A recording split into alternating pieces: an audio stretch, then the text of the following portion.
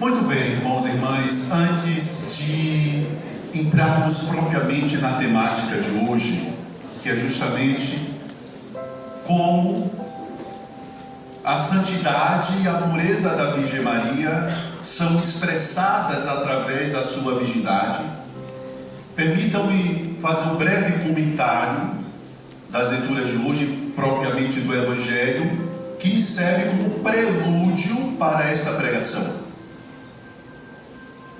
O Santo Evangelho que nos fala da parábola do bom samaritano, podemos olhá-la a partir daquilo que nos diz dois padres da igreja, lá no início do cristianismo. Quando nós falamos de padres da igreja, nós estamos falando dos primeiros que pensaram a doutrina cristã.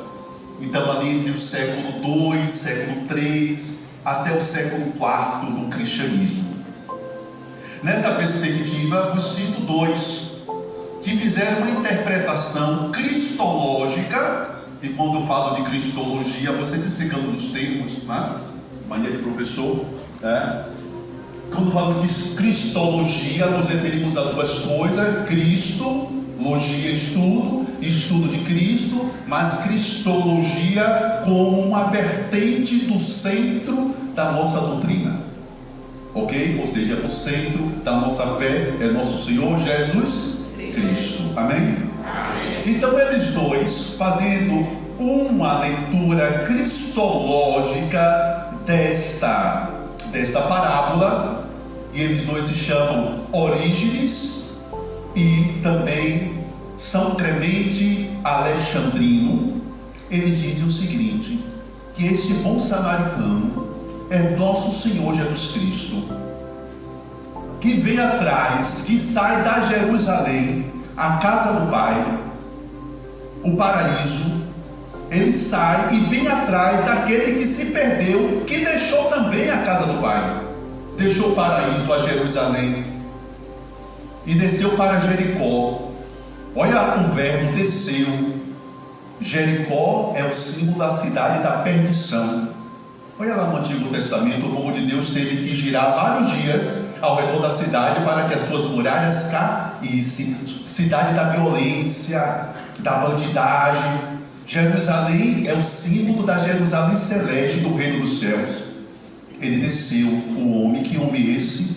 Adão, ou seja, a humanidade, cada um de nós. Aquele homem que foi pego ao longo do caminho pelos bandidos, ou seja, pelo mal, pelos demônios, e ficou quase morto. Quem é este homem? É você. Somos nós. Nós estávamos assim, e vendo que nós estávamos ao longo do caminho, feridos, ele então, o bom samaritano, deixou a casa do Pai, desceu de Jerusalém em direção a Jericó, para vir fazer o quê? Para nos acolher e curar as nossas feridas. Amém? Amém. E depois de cuidar das nossas feridas, fazer curativos nos nossos ferimentos, ele nos levou até a hospedaria. E diz os Santos Padres que a hospedaria é a igreja. É aqui que nós somos cuidados. É aqui que nós somos sarados pelos sacramentos, pela vida de fé, pela palavra, pela comunhão com os irmãos. E ele vai dizer ainda, dando 2 moedas de prata ao hospedeiro, ao dono da hospedagem, dizendo assim: olha, cuida bem dele. Quando eu voltar, eu vou lhe recompensar o que você tiver gasto a mais. Se Jesus é o bom samaritano, quando é que ele vai voltar? Quando é que Jesus volta? No fim dos tempos, na sua segunda volta, e vai recompensar o hospedeiro por aquilo que ele fez por cada um de nós. E por que eu estou tomando essa passagem como prelúdio? É para dizer que a dona da hospedaria é Nossa Senhora. Ela cuida de nós, vai cuidando, para depois nos apresentar ao bom samaritano, nosso Senhor Jesus Cristo, que nos levará no reino dos céus. Amém? Amém. Muito bem. Se não fosse dentro da pregação da novena de Nossa Senhora, eu ia fazer outra interpretação, mas estou fazendo aqui para nos ajudar a entrarmos. Mas ainda vos cito a segunda leitura da carta de São Paulo aos Colossenses. São Paulo vai dizer assim, que Jesus é a imagem do Deus invisível, e que por ele todas as coisas, e quando eu falo todas as coisas, são todas as coisas, os micróbios, as bactérias, os fungos, as partículas mais miúdas do universo, os átomos, até os maiores seres, as galáxias distantes, tudo foi criado por meio dele. Por meio de quem? De Jesus Cristo, e para Ele. Tudo foi criado, o Pai criou através dele e para ele. Tudo é dele. Você é dele. Amém? Amém. Então tudo fala dele. A Virgem Maria nos fala de Cristo. Tudo na igreja nos fala de Jesus. Nada fala de si mesmo. Nossa Senhora não fala dela mesma. Olha aqui, quem é que ela traz nos braços? Nosso Senhor Jesus Cristo. Nosso, faz sempre nosso Senhor, viu? Não faz por Jesus não, porque não é nosso parceiro não, tá? É nosso Senhor Jesus Cristo. Amém? Amém. Sua mãe você chama de, né? Você chama senhora, senhor, né? Quanto mais o nosso Deus. Amém? Amém. Muito bem. Então tudo nela fala de Jesus. Todos os santos falam de Jesus. As imagens que os ignorantes evangélicos protestantes ficam dizendo falam de Jesus. Santa Dulce não fala dela. Fala de Jesus porque se ela é santa, foi Jesus que a santificou. Santa Teresinha, ela fala de nosso Senhor Jesus Cristo. Se ela é santa, é porque Jesus Cristo a santificou. Está dando para entender? Nenhum santo retém para si o nosso olhar. O que retém o olhar para si é o ídolo. Por isso idolatria. Ou seja, é para si e não para Deus. Mas os santos, eles remetem o nosso olhar em direção a algo maior, aquele que é fonte da santidade deles. Deu para entender? Quando você olha para Santa Dulce, sabe o que ela diz para você? O que ela diz para você? Olhe para Jesus. Amem a Jesus. A Virgem Maria, o que é que ela diz para você? Ame o meu filho. Fazer tudo o que ele vos disser. Santa Teresinha diz o quê? Ame a Jesus. Amém? Amém? Tanto que tem, eu gosto muito de uma pregação. Na verdade é um sermão, né, de um grande santo da igreja.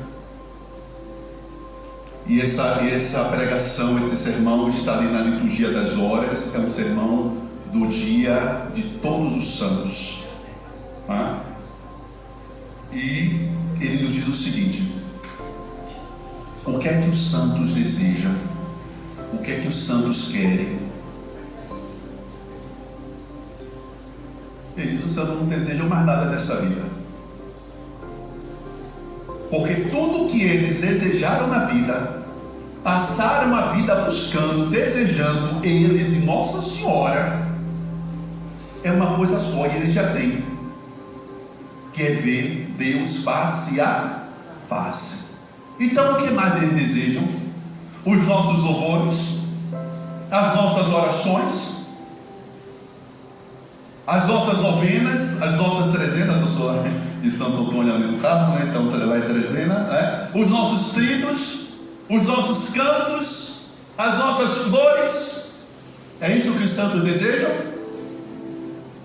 Não, pelo contrário, eles passaram esta vida rejeitando as honras humanas, os valores humanos, as coisas materiais, para buscar uma só riqueza, que é nosso Senhor Jesus Cristo. Amém? Eu vou dizer algo aqui que vocês não vão gostar, mas eu vou dizer. Nós arrumamos, viu, Padre Gabriel? A gente arrumou esse altar aqui bonito de Nossa Senhora com essas flores. Não está bonito? Essas rosas. Tá ou não tá? Vocês acham que Nossa Senhora gostou? Sim ou não? Sim.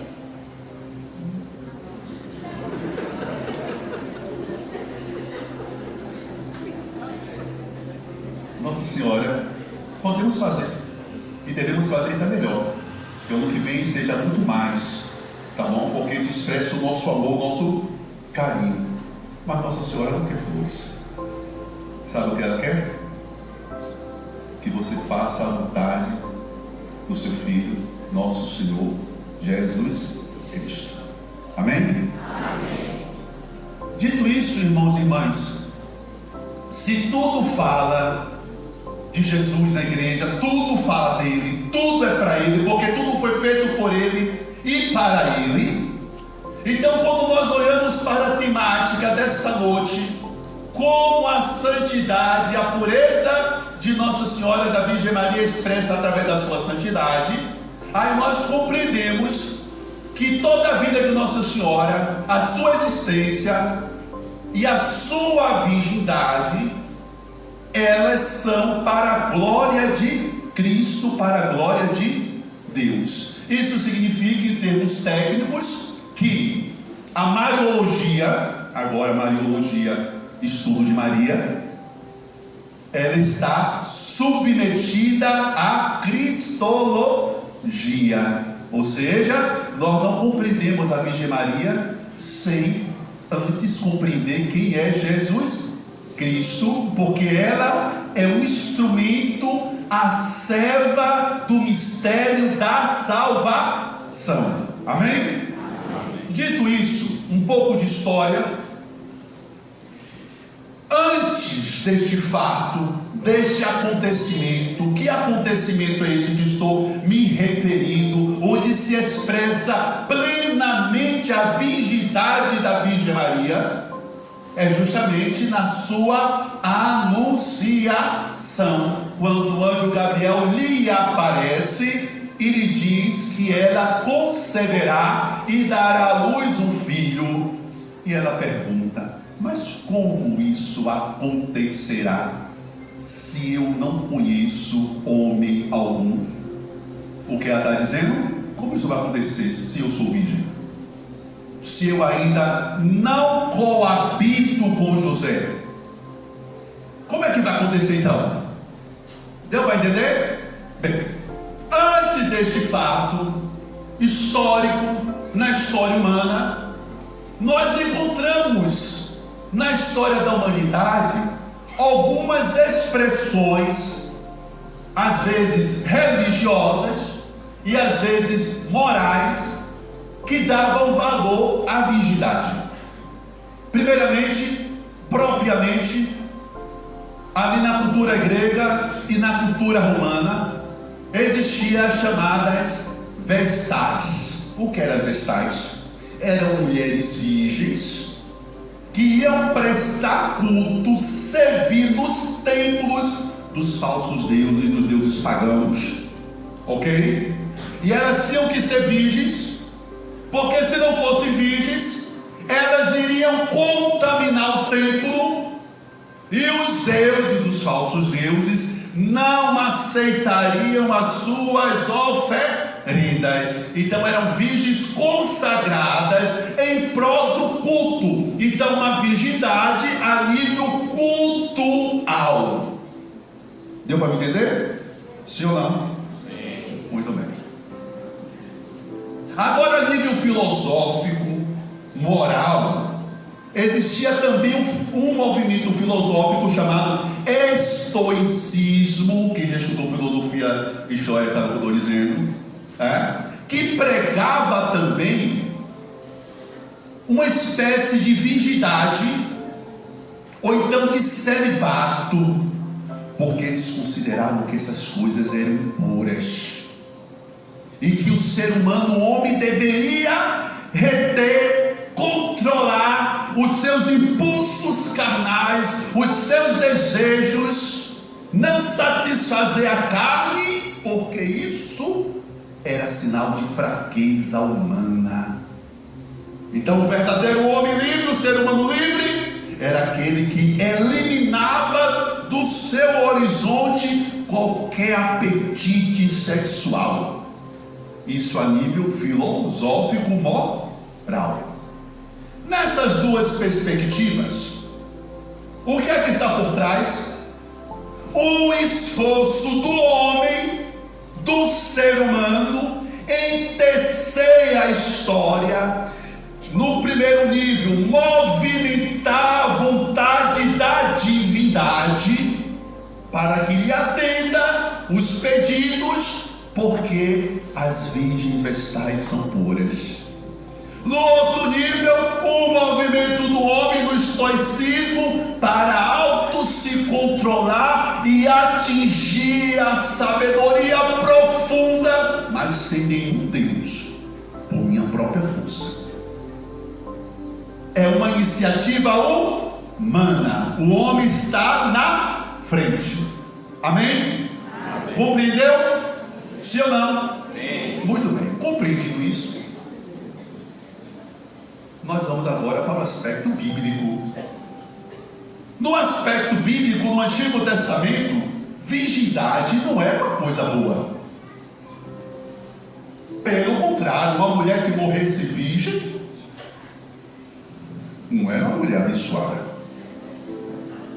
porque a bênção se manifestava na maternidade.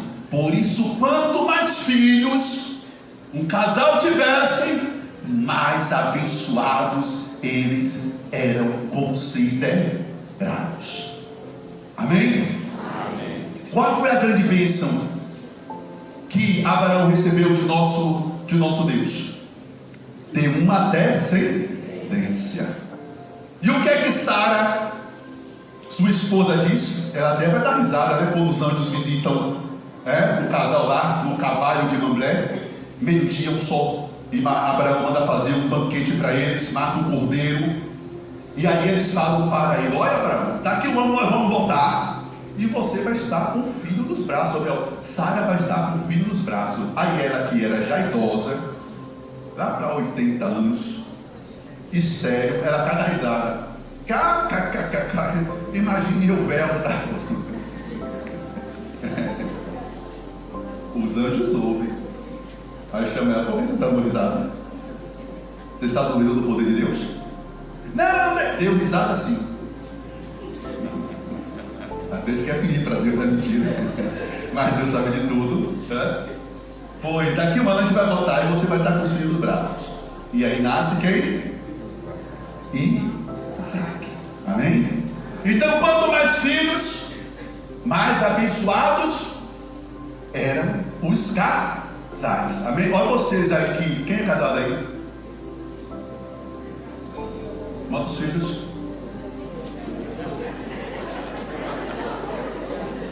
Nada de um filho.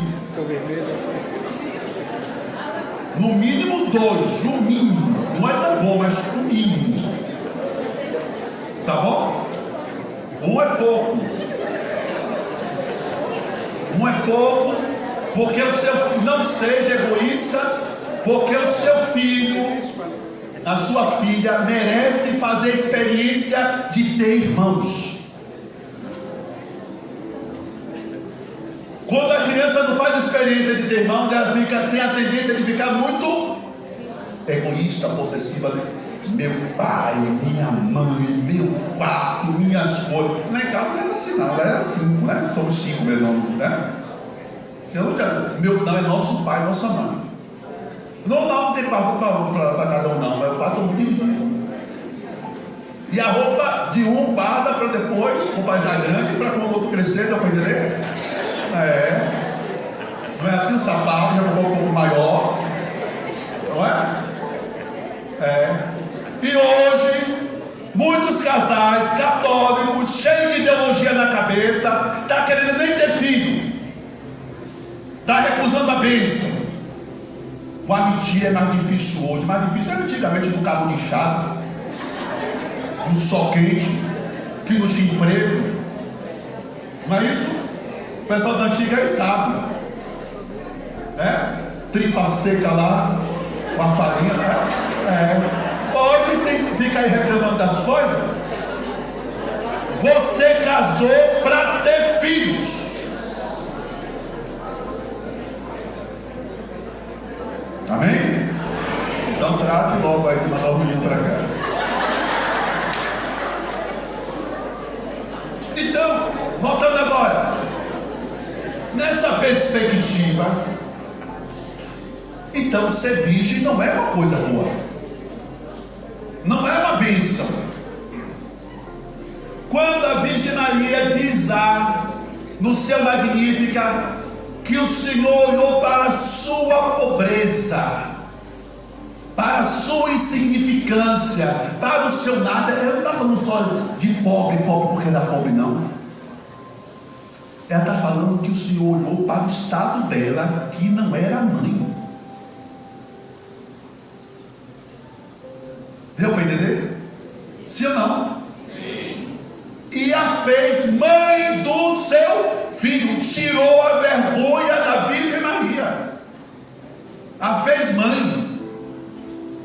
E aí, no caso de Nossa Senhora, diferente daqueles dois casos que eu contei antes, das vestais e lá também dos estoicos, que era um movimento humano que tomava iniciativa, aqui no caso da Virgem Maria, quem toma a iniciativa é Deus.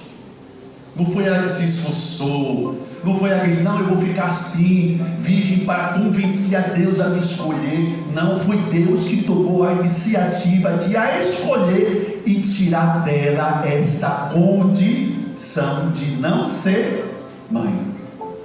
Amém? Amém. Muito bem. Compreendido isso,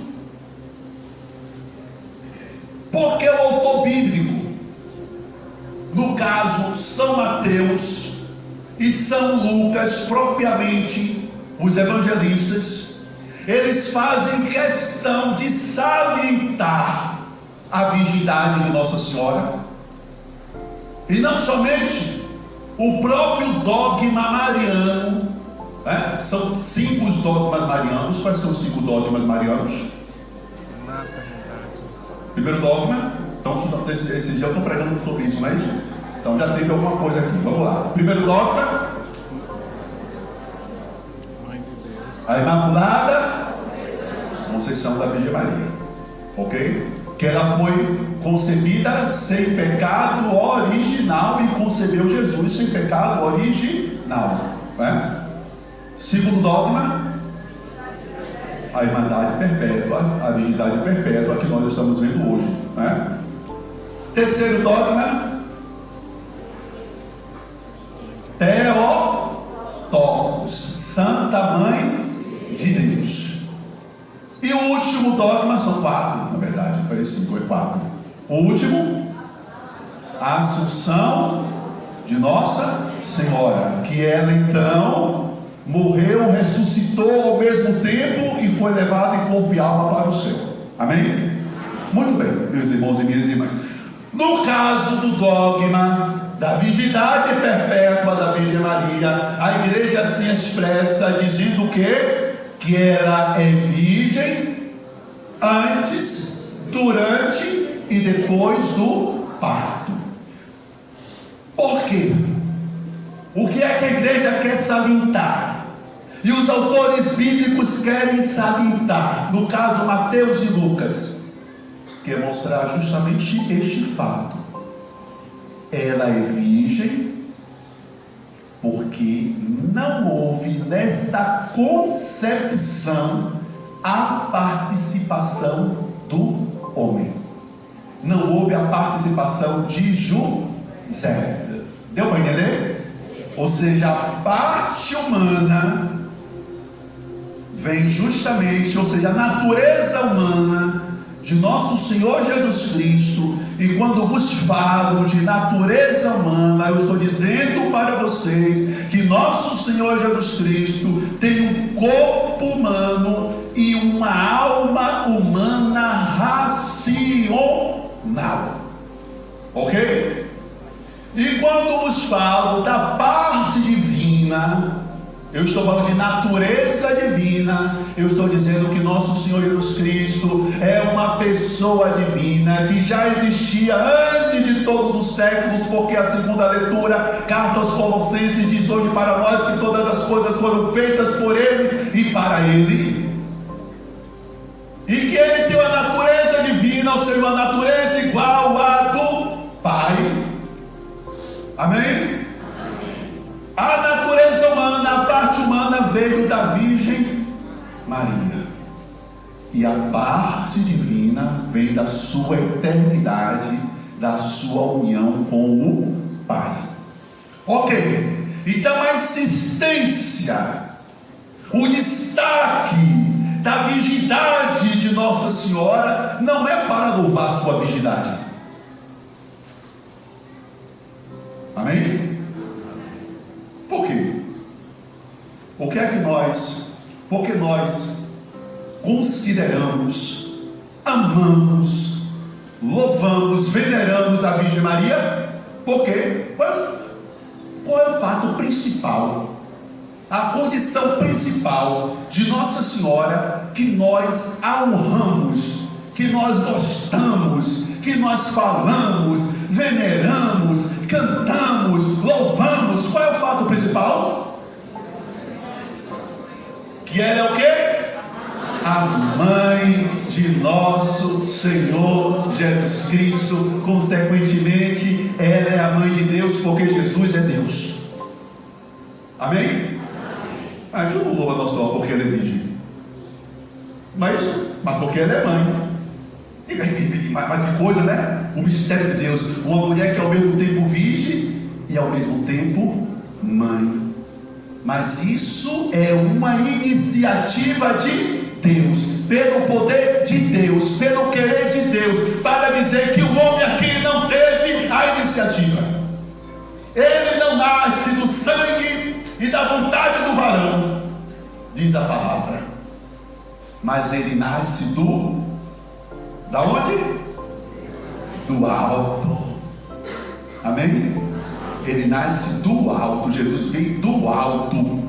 Ele não vem da terra, ele vem do alto. Da terra é a vontade do homem, é uma iniciativa humana, mas ele vem do alto.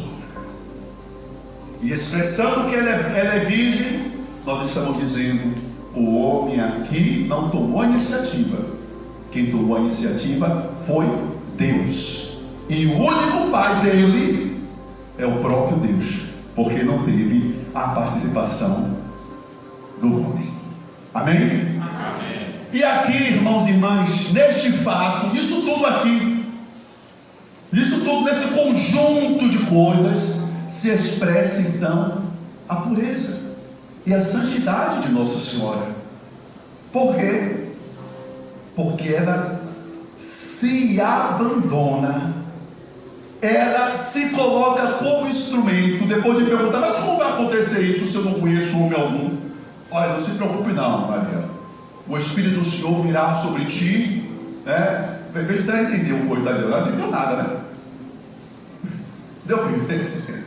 Virá sobre ti. Tá bom, então passa em mim segundo a sua vontade, sem saber das consequências do seu sim. Ela não sabia não o que ia acontecer não. Ela não sabia do que ia dizendo. Sabia ou não sabia? Ela sabia do sim, consciente, sim, passa-se em mim segundo a tua vontade, mas não sabia das consequências, da gravidade, e nem como a coisa iria acontecer, porque a coisa nunca aconteceu. É a primeira vez que acontece, e a única vez que acontece, que é o Filho de Deus se encarnar no seu ventre. Ela é pura também por iniciativa de Deus. Mas isso não foi eu agora vou ser pura, não. Não foi Joaquim e nem Santana que disse: agora nós vamos conceber uma filha pura. Eles nem sabiam que Nossa Senhora tinha sido concebida pura. Quem tomou a iniciativa de proteger, de preservar a Virgem Maria da mácula do pecado original, quem foi? Deus. Também ele tomou a iniciativa. E quem tomou a iniciativa de santificá-la, de fazê-la santa, puríssima, quem foi? Deus. Porque ninguém é santo fora de Deus. Nós rezamos no prefácio da oração eucarística número 2, aliás, depois do prefácio, no final, ela diz: Pai, Tu és santo. Eu gostava do antigo antes da reforma do missal, que dizia assim: no antigo: Pai, só Tu és santo e fonte de toda santidade. Agora diz assim: Pai, Tu és santo e fonte de toda santidade. É só a força da palavra, ele continua a mesma coisa. Pai, só Tu és Deus, só Tu és santo. Quanto aí os mentirosos evangélicos e protestantes, só Deus é santo. Não fala isso para vocês? Fala ou não fala? Você diz, é verdade. A gente concorda. A gente reza na missa assim. Você sabia? Protestante. Sabia, protestante? Você já passou de uma missa? Você já ouviu? Está assim, está escrito lá. E nós cremos assim, só Deus é santo. Aliás, Deus é santo não. Deus é santíssimo. Mas também Ele é fonte da santidade. E quem se unir a Ele, quem viver o seu evangelho, quem amar como Ele amou, também é santificado, porque o próprio Jesus Cristo diz: sejam santos, como o vosso Pai no céu é santo. Lógico, a gente está compreendendo aqui que a santidade é diferente, né? Mas isso não é. Ou seja, a palavra santo é uma palavra análoga. O que é uma palavra análoga? Uma palavra comparativa, que pode ser aplicada de vários modos, de várias maneiras. Por exemplo, uma coisa é eu dizer que Santa Lúcia é santa. Ok? É santa? É. Outra coisa é eu dizer que a Virgem Maria é santa. Já aumentou vários degraus aqui. É ou não é? Sim ou não? Porque também diz para nós, a igreja, que dentre os seres humanos, depois de Cristo, a Virgem Maria é a criatura mais perfeita. Porque ela é santa, ela é pura. Amém? Porque Jesus Cristo também é uma pessoa humana. Amém? Atenção! Jesus se encarnou, se fez homem. Não foi isso? Foi crucificado, morto, sepultado, ressuscitou, subiu aos céus e está sentado à direita do Pai. Ok, ele voltou para a casa do Pai, sim ou não? Sim. Ele deixou de ser homem? Não, continua homem. Amém? Muito bem, então ele é ser humano. Depois dele, a Virgem Maria, diz a igreja, é a criatura, o ser humano mais perfeito. Aliás, sem pecado, só Cristo e a Virgem Maria. O resto não foi pecador. E foram santificados. Amém? Mas ela já nasceu pura, sem a marca do pecado. Muito bem. Uma coisa é Santa Dulce, que é santa, compreendemos. Outra coisa, a Virgem Maria já subiu de vários degraus, não é? Sim ou não? Sim. E outra coisa é eu dizer que Deus é santo. Aí meu filho não tem limite, já foi muito além, santíssimo. Porque é por Ele, a fonte da santidade, que a Virgem Maria foi santificada, Santa Dulce foi santificada, e nós somos santificados. Amém? Amém. Então, olhando para a Virgem Maria, Virgem e ao mesmo tempo Mãe, nós encontramos aí a expressão da sua santidade e da sua pureza. Amém? Amém. Louvado seja o nosso Senhor Jesus Cristo.